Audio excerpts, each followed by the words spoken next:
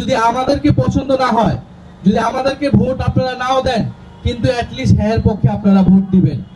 গণভোটে হ্যাঁ পক্ষে ক্যাম্পেইন করবে, প্রচারণা করবে। আমরা ইতিমধ্যে প্রত্যেকেই জেনেছি এবং জনগণের কাছে আমরা এই বার্তাটা নিয়ে যাচ্ছি যে এবারের নির্বাচনে কিন্তু প্রত্যেকটা নাগরিকের 2টি করে ভোট থাকবে। কারণ একটা হচ্ছে সরকার গঠনের জন্য যেই ভোট, অর্থাৎ আপনি প্রার্থী নির্বাচন করবেন, আপনার জনপ্রতিনিধি নির্বাচন করবেন, সেটার জন্য একটা ভোট, সেটার জন্য আপনি আপনার পছন্দের মার্কায় ভোট দিবেন। আরেকটি ভোট হচ্ছে গণভোট, যেখানে কিছু প্রশ্নের সাপেক্ষে আপনি হ্যাঁ অথবা নাতে ভোট দিবেন। গণ অভ্যুত্থানের পরে সময়টা জুড়ে আমরা যে ঐক্যমত কমিশনে ফ্যাসিবাদ বিরোধী রাজনৈতিক দলগুলো নানান আলোচনা, সমালোচনা, তর্ক বিতর্কের মাধ্যমে জুলাই সনদ প্রণয়ন করেছিলাম, সেই জুলাই সনদের উপরে এই গণভোট অনুষ্ঠিত হচ্ছে। এবং এই গণভোটে আমরা জাতীয় নাগরিক পার্টি এনসিপি হ্যাঁ পক্ষে অবস্থান নিচ্ছি এবং জনগণকে আমরা হ্যাঁ পক্ষে আহ্বান জানাচ্ছি।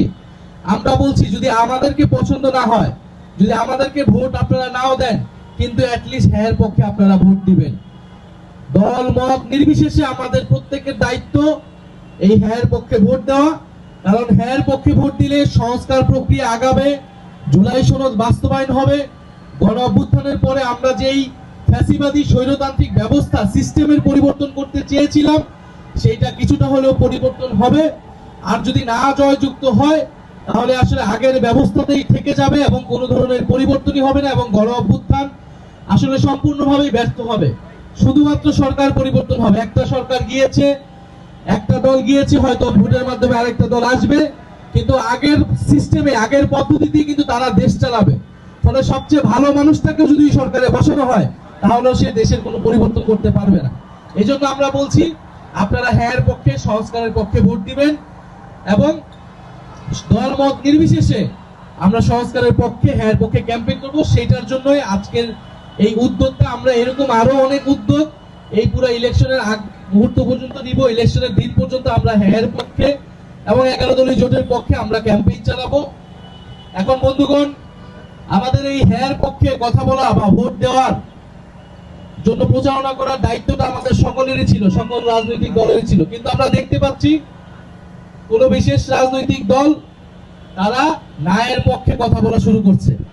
তারা ইনিয়ে বিনিয়ে নানাভাবে ন্যায়ের পক্ষে, মানুষ যাতে ন্যায়ের পক্ষে ভোট দেয়, তাদের কর্মীরা যাতে ন্যায়ের পক্ষে ভোট দেয়, সেটার জন্য প্রচারণা করার চেষ্টা করছে। তারা প্রথমে বলল যে সরকার নিরপেক্ষ থাকতে হবে, সরকার হ্যাঁ পক্ষে কথা বলতে পারবে না। এই বিশেষ দলই যখন সংস্কার কমিশন হয়েছিল, তখন তারা বলেছিল এই সরকার কেন সংস্কার করবে, গণ অভ্যুত্থানের পরে কোনো সংস্কারেরই প্রয়োজন নাই তারা বলেছিল। কিন্তু আমরা বলেছিলাম সংস্কার করতে হবে, সংস্কারই গণ অভ্যুত্থানের প্রধান এজেন্ডা, বিচার সংস্কার। ফলে এখন তারা ন্যায়ের পক্ষে পরোক্ষভাবে বলার চেষ্টা করছে। আমরা বলবো এই ভুলটি করার চেষ্টা করবেন না। যদি ন্যায়ের পক্ষে চলে যান, তাহলে জনগণের বিপক্ষে আপনারা চলে যাবেন এবং ন্যায়ের পক্ষে যারা থাকবে তারা নির্বাচনে জয়ী হতে পারবে না বলে আমরা বিশ্বাস করি। হ্যাঁ, আপনাকে নির্বাচনে জয়ী হতে হলে অবশ্যই হ্যাঁ পক্ষে থাকতে হবে, সংস্কারের পক্ষে থাকতে হবে। এবং যারা ন্যায়ের পক্ষে থাকতে চায়, ন্যায়ের পক্ষে ক্যাম্পেইন করতেছে, তারা আসলে কি বার্তা দিতে চায় এটা আমাদের কাছে স্পষ্ট না। আমরা বলেছিলাম দেশে কথা বলার অধিকার লাগবে, জবাবদিহিতামূলক একটা ব্যবস্থা লাগবে, গণতন্ত্র প্রতিষ্ঠা করা লাগবে এবং আমাদের অর্থনীতিকে সচল করা লাগবে। তারা এখন বিভিন্ন কার্ড দেওয়ার কথা বলতেছে, তারা ফ্যামিলি কার্ড দিবে, কৃষক কার্ড দিবে, কিন্তু এই কার্ডের বিনিময়ে যে তারা টাকা দেবে, এই টাকাটা কোত্থেকে আসবে সেটা কিন্তু তারা বলতেছে না। অর্থাৎ তারা শুধু খরচ কোথায় করবে সেটা বলতেছে, কিভাবে ইনকামটা হবে, কিভাবে এই আয়টা হবে সেটা কিন্তু তারা বলতেছে না।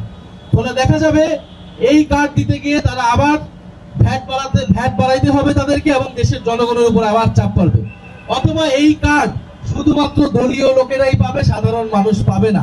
রাষ্ট্রের টাকা আবার দলীয়করণ হবে, আবার দুর্নীতি হবে, আবার স্বজনপ্রীতি হবে। ফলে আমরা বলবো যে 2008 সালে আমরা একটা ক্যাম্পেইন শুনছিলাম যে 10 টাকায় চাল খাওয়াবে সরকারে আসলে।